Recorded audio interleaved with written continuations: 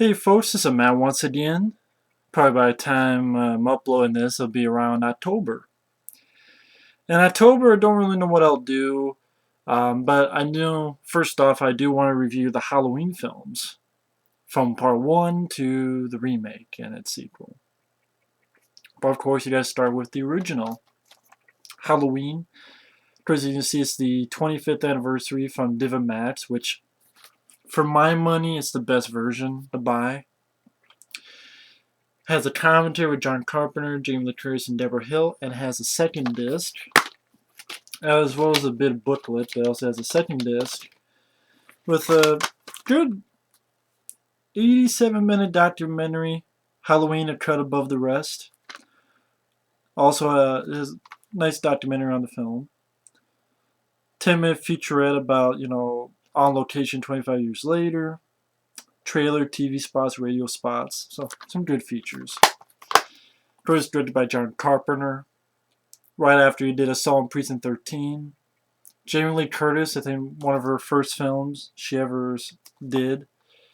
The great Donald Pleasence is Loomis.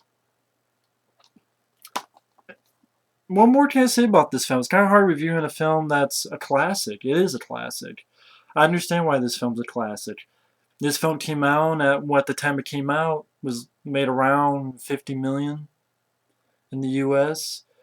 Biggest independent film of all time until I think Ninja Turtles and Blair Witch Project.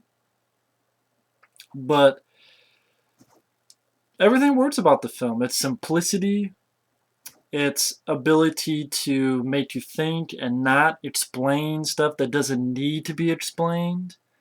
Which, when I talked about this remake, which I'm not a fan of, that's one of the things I didn't like. You don't have to explain it. The mystery makes it intriguing, makes it involving. For every film, no. But certain films, like this film, it does. I don't need to know why Michael Myers at the beginning killed his sister. That point of view shot. And yes, I know some people don't like the fact in the point of view shot. Sometimes it makes it seem like that the person, through the point of view would actually be much taller. I understand, but it didn't bother me. But I understand that's what some people have a problem with. Like the point of view shot at the beginning. It's like, wait a minute, this would be the height of a normal person. And it didn't bother me though. I didn't notice it for the longest time anyway, so it doesn't bother me that much. The score by John Carpenter, classic score. Dun dun dun dun dun dun dun dun. Jamie Lee Curtis does a beautiful job as Laurie. She's the girl next door. She's capable. She's likable. She's not annoying. She's not irritating. She's not cursing all the time like certain people. And she's just a likable, normal girl next door who you care about. Donald Pleasence is a fantastic actor as Loomis. And all his speeches about Michael Myers, and he has the deepest of eyes. He has the dark eye, the devil's eyes. Talking about his eyes. And also the scene, even a little bit of fun with it, where some kids are trying to get one to go up to the Michael Myers house. A little bit where Donald Pleasence goes, "Hey, get your ass away from there." Thought that was a lot of fun. Supporting characters do their jobs so fine. Charles Cyphers as the sheriff, PJ Souls. They all do a fine job. The ending, creepy. Good build-up of suspense. Laurie Strode trying to get into the house, and the kid taking his time. He's like, "Tommy, please." The scene in the closet where he's trying to get in, she used the wire hanger. I mean, this is going to be probably the shortest review because the original Halloween, it's simple, it's basic, it's to the point, it's efficient. Cost like $320,000, so wasn't a big budget, didn't need to be. There are certain films that kind of did it before, like Black Christmas. the point of view and stuff. But I like this film a lot better than Black Christmas, to be honest. I think the suspense worked better. I think Michael Myers, the villain, with that mask, which of course that they use a Captain Kirk mask, it's effective. How he really is the shape in this. He's a force, he appears and disappears, but it's not teleporting. You don't get the thought of, oh, he's teleporting everywhere like certain sequels and other franchises do. You don't get the teleporting thing. But you do get also the fact that he seems like he's everywhere and he just comes out of here, comes out of there. But they give you enough time so if someone looks, of course he could disappear. And the ending, like, how did he survive? What's going on?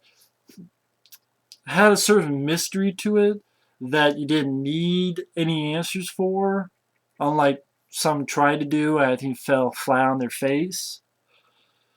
But yeah, Halloween is a classic film. It's a solid film.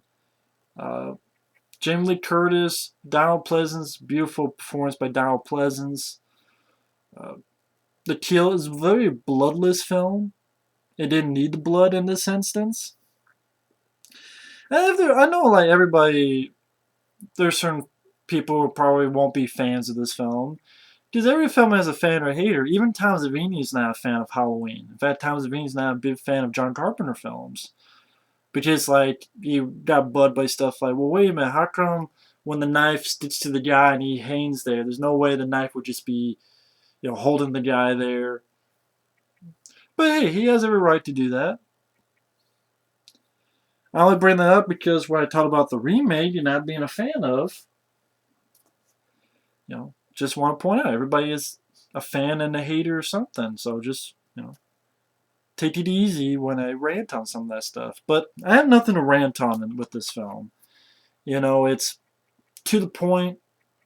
It's basic in a good way, suspense-wise. Donald Pleasence, Jamie Lee Curtis, the whole cast, PJ Souls, getting naked. So you like what you see?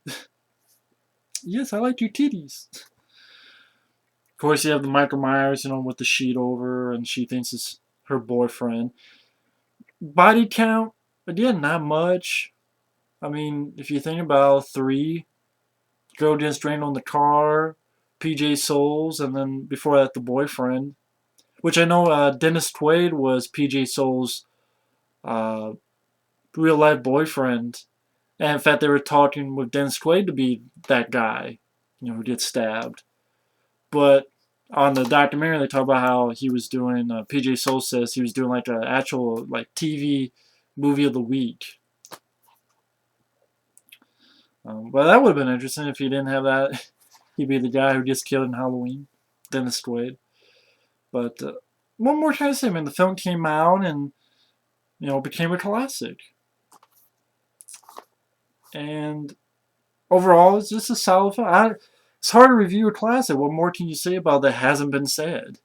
It's a solid film, and again, the last thing I have to say is Jamie Lee Curtis and Donald Pleasence and John Carpenter did a wonderful job. Those 3. Michael Myers, The Shape. It was nice to see, the mystery, the atmosphere. You don't have to explain and get down to this is why, this is why. You don't always have to do that because it takes away some of the element of, well, what makes it, in my opinion, good. What makes it fascinating. What makes it intriguing. You explain every little thing about Michael Myers, to me, it's less interesting guy. But anyway, classic film. Enough said. So thanks for watching. Take care. But stay tuned for a very solid sequel that did shit on a lot. Halloween 2. So talk to you later and see you in a little bit. Ciao.